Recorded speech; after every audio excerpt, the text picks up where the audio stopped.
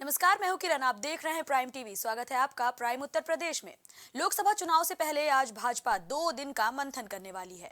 दिल्ली के भारत मंडपम में आज और कल राष्ट्रीय अधिवेशन आयोजित किया जाएगा, जिसमें सीएम योगी भी शिरकत करेंगे। बताया जा रहा है कि दोपहर 3 बजे बीजेपी अध्यक्ष जेपी नड्डा अधिवेशन की शुरुआत करेंगे। बैठक में 2 प्रस्ताव लाए जाएंगे। साथ ही साथ राम मंदिर, महिला आरक्षण, किसान और युवाओं के लिए कामों पर भी चर्चा होने की संभावना है। अधिवेशन का समापन पीएम मोदी के संबोधन से होगा। आपको बता दें कि मुख्यमंत्री योगी आदित्यनाथ आज दोपहर 2 बजे दिल्ली पहुंचेंगे।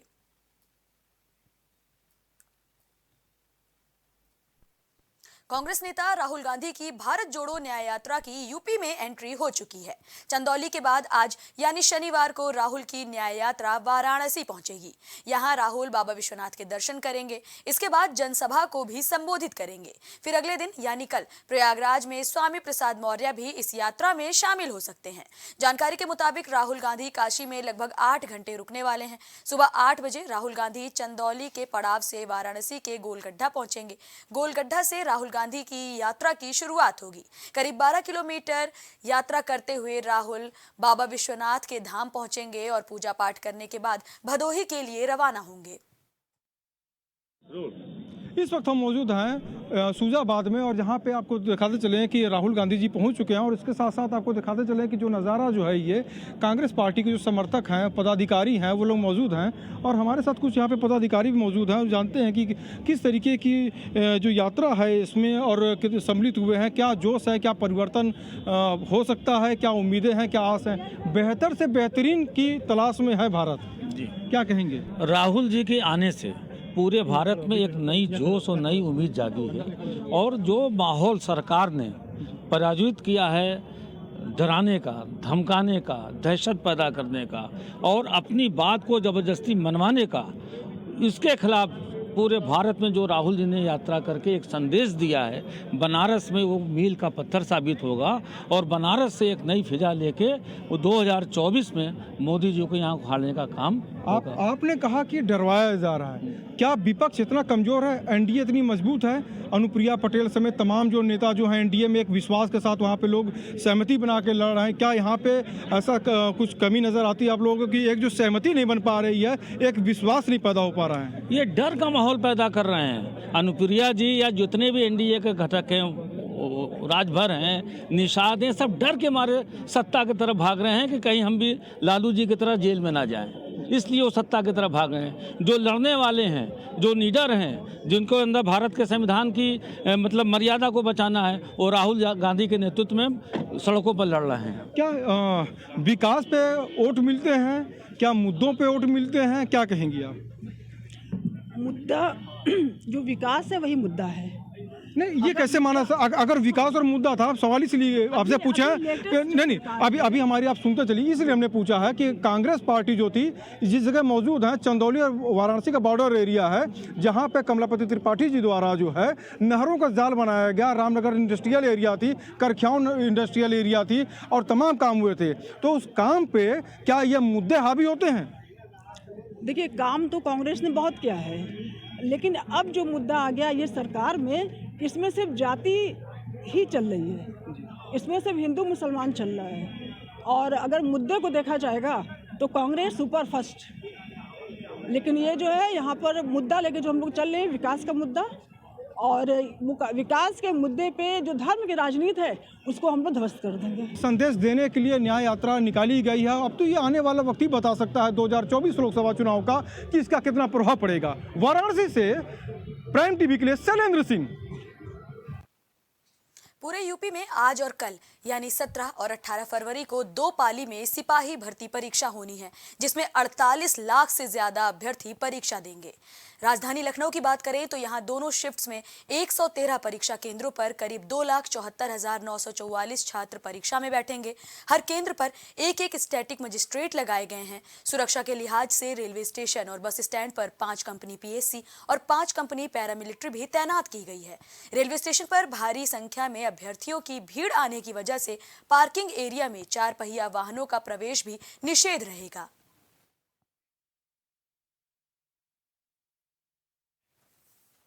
अयोध्या में समाजवादी पार्टी के पूर्व राज्य मंत्री तेज नारायण पांडे पवन ने मुख्यमंत्री योगी आदित्यनाथ की सरकार पर बड़ा आरोप लगाया है।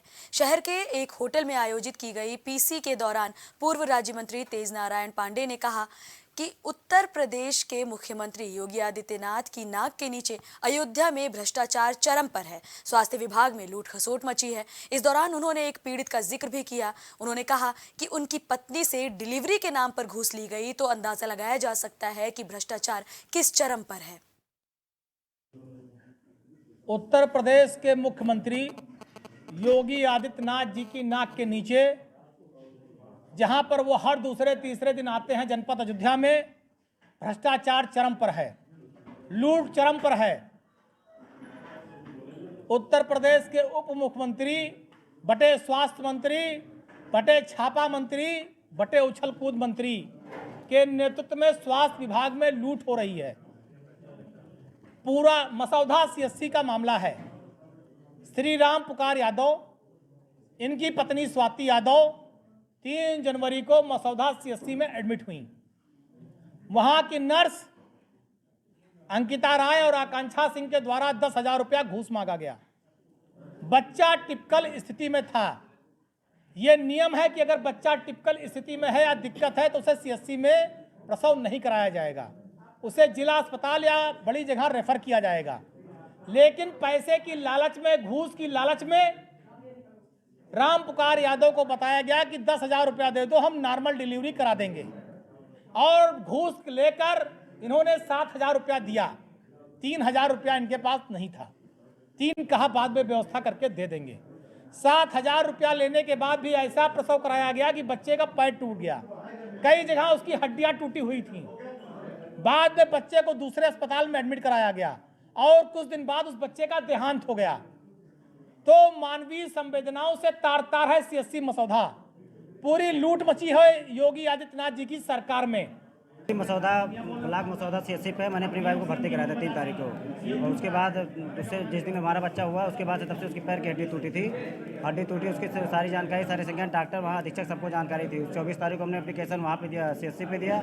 25 तारीख को मैंने लिखित एप्लीकेशन थाना पूरा कलंदर पे दिया, जिसकी अभी तक हमारी कोई कार्रवाई नहीं हुई। फिर उसके बाद मैंने 30 तारीख को सीएमओ साहब को दिया, और उसके बाद डीएम साहब, आईजी साहब, मतलब एसएसपी साहब, सबके संज्ञान में सारा मामला हमने एप्लीकेशन, आईजीआरएस जो भी था हमने सब पूरा किया, लेकिन अभी तक कोई कार्रवाई नहीं हुई हमारे साथ। हम मांग ये करते हैं कि जो दोषी है उसके खिलाफ कार्रवाई की जाए। आपके हिसाब से इस मामले सीओ साहब 9 तारीख को सीओ सिटी साहब ने कहा था, मीडिया के सामने कहा था कि पीएम रिपोर्ट जो भी आएगी उसके खिलाफ अगर आएगी तो मैं जो भी आएगी मतलब उससे हिसाब से कड़ी से कड़ी धाराओं में मुकदमा दर्ज करके वो करूँ। लेकिन अभी तक सीओ साहब अपना मतलब उस पर हाथ हटा के।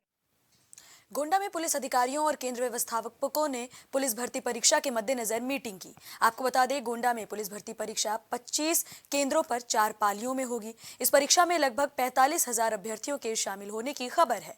परीक्षा शांतिपूर्ण तरीके से पूरी कराने के लिए 500 पुलिसकर्मियों की ड्यूटी लगाई गई है। इसके अलावा 5 सीओ और 2 अपर पुलिस अधीक्षकों की भी ड्यूटी लगाई गई है। सभी परीक्षा केंद्रों पर सीसीटीवी भी लगवाए गए हैं, जिससे निगरानी रखी गई है। पुलिस भर्ती की जो परीक्षा है उसमें पूरे जनपद में कुल 25 केंद्र हैं, जिनमें से हमारे 18 केंद्र जो हैं वो शहर के हैं, टाउन में हैं, और 7 जो सेंटर्स हैं वो रूरल एरिया में हैं। इन सभी सेंटर्स पर कुल 4 पालियों में जो एग्ज़ाम है 17 और 18 तारीख को वो कंडक्ट होगा, और प्रत्येक पाली में लगभग 11,500 जो अभ्यर्थी हैं वो इस एग्ज़ाम में बैठने के लिए उन्होंने फॉर्म्स भरे हैं। देखिए, दिनांक 17 और 18 फरवरी को पुलिस भर्ती का एक पूरा ये कार्यक्रम संपन्न होना है, और 2 शिफ्ट में अलग अलग ये एग्जाम हो रहे हैं। तो कुल 4 शिफ्ट 17 और 18 फरवरी को मिलाकर है, जिसमें करीब 45,000 के करीब अभ्यर्थी सम्मिलित होंगे। और कुल 25 केंद्र है जनपद गोंडा में, जो विभिन्न थाना क्षेत्रों में है।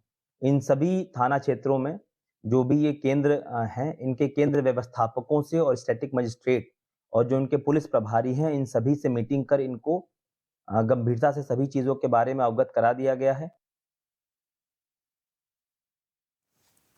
गोरखपुर में 47 परीक्षा केंद्रों पर पुलिस भर्ती की परीक्षा होनी है। 17 और 18 फरवरी को 47 केंद्रों पर परीक्षा आयोजित होगी और सभी परीक्षा केंद्रों पर पुलिस के साथ ही स्टैटिक मजिस्ट्रेट की ड्यूटियां लगा दी गई हैं। परीक्षा केंद्र पर सीसीटीवी से निगरानी रखी जाएगी। वहीं एसपी सिटी ने अभ्यर्थियों से अपील करते हुए कहा कि किसी भी तरह की भ्रामक सूचना पर ध्यान न दें। जनपद गोरखपुर में कांस्टेबल भर्ती परीक्षा है, वो कुल 4 पालियों में आयोजित की जाएगी। इसमें करीबन 1 लाख से ज़्यादा लोग जो हैं वो पार्टिसिपेट करेंगे।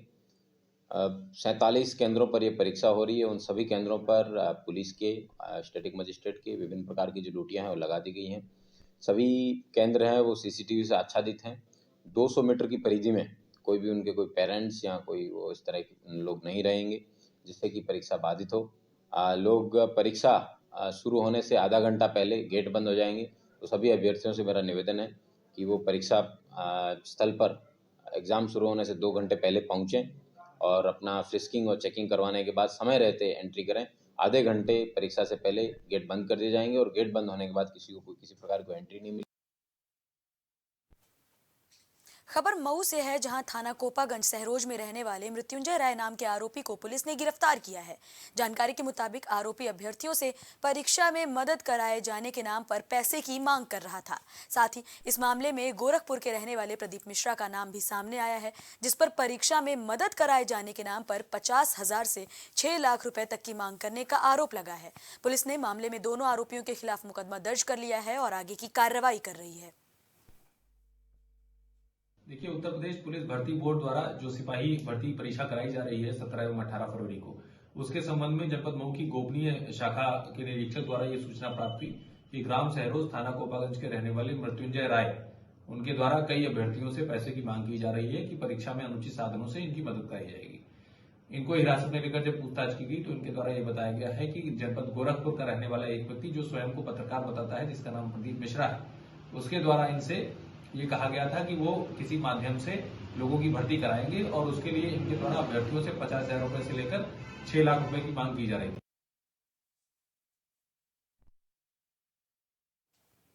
मऊ में शहर कोतवाली पुलिस ने बगली पिजड़ा इलाके से 5 आरोपियों को गिरफ्तार किया है।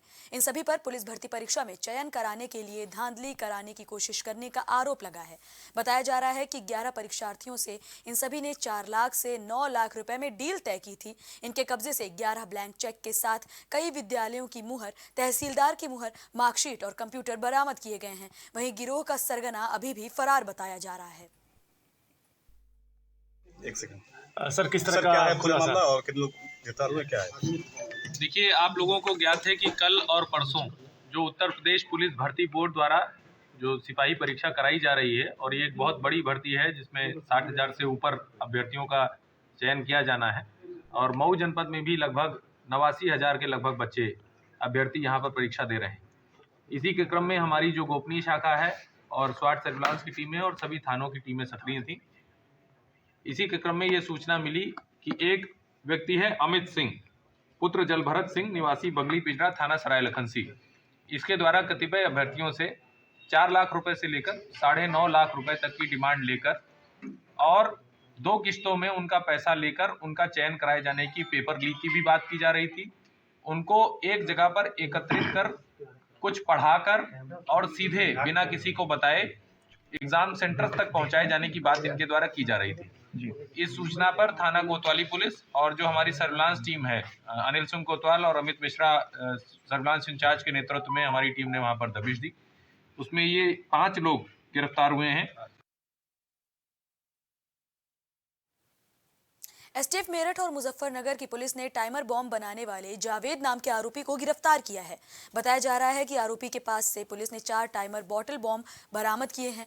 जावेद मिमलाना रोड के रामलीला टीला थाना क्षेत्र का रहने वाला बताया जा रहा है, जिसे काली नदी का पुल चरथावल रोड से गिरफ्तार किया गया है। बहुत अच्छा लड़का है और सबकी मदद कराया, बस पता नहीं क्या किसी के शिकायत में आके इनने, मुझे नहीं पता कुछ भी। घर से तो चला गया था वो। कब गया था घर से? ऐसे गया था 9 साढ़े 9 बजे। कितनी उम्र हुई जावेद की? जावेद की उम्र ऐसी होगी 30 साल की। कितने भाई है ये? एक ही है। अच्छा, फादर क्या करते थे इनके पिता? उनके पिताजी तो दवाई देते थे देसी। जो सुना है पटाखे बनाते थे? नहीं। तो अभी जैसे पुलिस ने उठाया है, आपको पता है कब उठाया पुलिस ने? वे तो देखो जी घर पे ही नहीं था, रात को 2 बजे आई, 1:30 बजे पुलिस, 1:45 के कैसे करीब हुआ था, मैंने टाइम देखा था। तो उस टाइम तो क्या पता लगा आपको, क्या जानकारी मिली? बस में आए और हमारे घर का जो वैसा सामान है तो वो भी भर भर के ले गए। दवाई कौन आया था? पुलिस आई थी रात में। लखनऊ में प्राइम टीवी की खबर का बड़ा असर देखने को मिला है। सरोजनी नगर तहसील क्षेत्र के मीरानपुर पिनवट गांव में सरकारी जमीन पर अवैध कब्जे पर बड़ी कार्रवाई हुई है, जिसे प्राइम टीवी ने प्रमुखता से दिखाया था। बताया जा रहा है कि यहां अवैध प्लॉटिंग पर बाबा का बुलडोजर चला है। जानकारी के मुताबिक एसडीएम फाल्गुनी सिंह और तहसीलदार आकृति श्रीवास्तव की अगुवाई में बनी टीम ने लगभग 4 करोड़ की लागत की सरकारी जमीन को कब्जा मुक्त कराया है।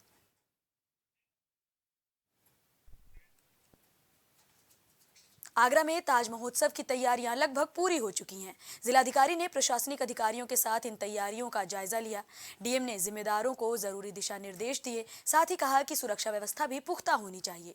ताज महोत्सव का मंच भी पूरी तरह तैयार है। साथ ही शिल्पग्राम में झूले और स्टॉल लगकर तैयार हो गए हैं। महोत्सव में 377 स्टॉल्स लगाए जाएंगे, जिसमें बॉलीवुड से लेकर प्रसिद्ध कलाकार शिरकत करने वाले हैं। ताज महोत्सव कल 17 फरवरी से शुरू हो रहा है और परंपरागत रूप से इस महोत्सव को बड़ी अच्छे स्तर से इसका आयोजन करवाने की परंपरा रही है और इस वर्ष भी हम लोगों ने अच्छे कार्यक्रमों का आयोजन यहाँ पर प्रस्तावित कर रखा है और तैयारियाँ अपने अंतिम दौर में है। 11th आवर की तैयारियाँ चल रही हैं और हम लोग इसकी मॉनिटरिंग भी कर रहे हैं ताकि यहाँ जो इसके साइट के मैनेजमेंट से लेकर के अलग अलग जो अरेंजमेंट्स हैं, साथ में जो सिक्योरिटी अरेंजमेंट्स हैं, क्राउड मैनेजमेंट, ये सारी चीज़ों को देखा जा रहा है। साथ में शिल्पियों के लिए जो जगह बनाई गई है, शिल्पियों को जो आमंत्रित किया जा रहा है, उनके लिए जो व्यवस्थाएं हैं, पब्लिक एम्यूनिटी से रिलेटेड जितनी चीज़ें हैं, ठीक है, उन सबको सुनिश्चित। अलीगढ़ में रोरावर थाना इलाके के आलमबाग में मौजूद एक घर की छत पर शव मिलने से सनसनी फैल गई। मृतक के चोरी के इरादे से छत पर चढ़ने की आशंका जताई जा रही है। स्थानीय मोहम्मद आजम अंसारी का कहना है कि हाई टेंशन लाइन के तार से करंट लगने की वजह से युवक की मौत हुई है। वहीं सीओ अमृत जैन का कहना है कि मृतक की शिनाख्त हो गई है। शव को पोस्टमार्टम के लिए भेजकर आगे की कार्रवाई की जा रही है। मेरा नाम मोहम्मद आजम अंसारी है। ये जगह कौन सी है? ये एक जगह है आसिफ बाग नीवरी। घटना क्या हुई है? घटना ये हुई है, ये ऊपर 11,000 की हाई टेंशन लाइट जा रही है। एक व्यक्ति है जो अनजाना है, यहाँ का नहीं है वो। अच्छा। वो जो है लाइट से चिपक के मर गया। अब ये पता नहीं है कि वो किस नियत से चढ़ा था। वो गोंडा रोड गली नंबर 3 का रहने वाला है। ये उसकी शनाख्त अभी पुलिस ने की है। अलीगढ़ के भोजपुर क्षेत्र में मौजूद तालाब में उतराता हुआ शव मिलने से सनसनी फैल गई। बताया जा रहा है कि क्रिकेट खेलने गए युवाओं की नजर शव पर पड़ी, जिन्होंने पार्षद हफीज अब्बासी को मामले की जानकारी दी और पार्षद ने मौके पर कोतवाली पुलिस को बुलाया। फिलहाल पुलिस ने शव को कब्जे में लेकर पोस्टमार्टम के लिए भेज दिया है और शिनाख्त करने की कोशिश में जुटी हुई है। यहाँ पर बच्चे, छोटे छोटे से बच्चे मैच खेल रहे थे। मैं यहाँ, हमारी एक नगर निगम द्वारा सड़क बनवाई जा रही है, तो मैं यहाँ इधर सड़क को देखने के लिए आया था। तो बच्चों ने मुझे इशारा करके बुलाया कि नेताजी इधर आओ। तो जब मैं इधर आया तो बच्चों ने मुझे बताया कि यहाँ पर पोखर में दिख रहा नेताजी कोई आदमी मरा पड़ा है। तो देखा गया तो वो मुझे भी ऐसा महसूस होने लगा कि हाँ आदमी सा है, चूँकि वो उल्टा पड़ा था, जिसकी पैंट पीछे से चमक रही थी। तो उसके बाद हमने चौकी इंचार्ज को फ़ोन किया, अपनी चौकी की थाने की पुलिस को। थाने की पुलिस यहाँ आ गई। आने के बाद उन्होंने एक तरह से रेस्क्यू की तरह ऑपरेशन चलाया। एक लड़के को बड़े अच्छे तरीके से रस्से से बांधकर ट्यूब के तरीके से उसको पहुंचाकर उस बॉडी को बाहर निकालने का काम किया। देखा तो वो बॉडी निकली। क्या इस बॉडी की शनाख्त हो पाई है? शनाख्त नहीं हो पाई। हज़ारों लोग यहाँ मौजूद थे, हज़ारों की तादाद में लोग यहाँ देख के चले गए। अभी तक कोई शनाख्त नहीं हो पाई है। लगभग 35 से 35 साल के आसपास की उम्र नजर आ रही है उसकी। कन्नौज से एक वीडियो जमकर सोशल मीडिया पर वायरल हो रहा है। इस वीडियो में एक युवक महिला को लातों से पीटता हुआ नजर आ रहा है। बताया जा रहा है कि मामूली बात को लेकर दबंग ने महिला को जमकर पीटा। वीडियो में युवक महिला के बाल पकड़कर जमीन पर घसीटता हुआ और वीडियो बनाने को कहता हुआ नजर आ रहा है। ये वायरल वीडियो गुरसहायगंज कोतवाली क्षेत्र का बताया जा रहा है।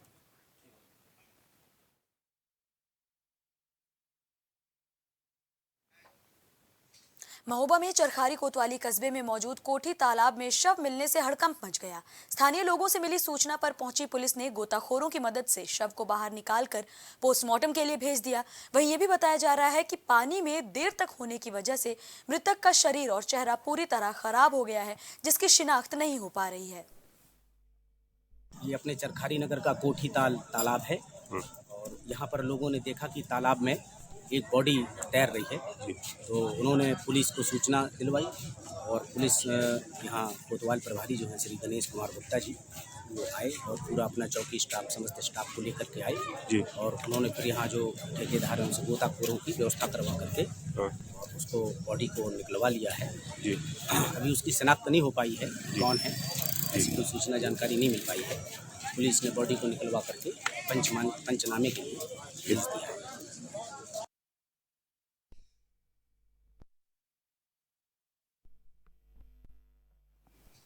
फिलहाल प्राइम उत्तर प्रदेश में इतना ही। देश दुनिया से जुड़ी तमाम खबरों के लिए देखते रहिए प्राइम टीवी।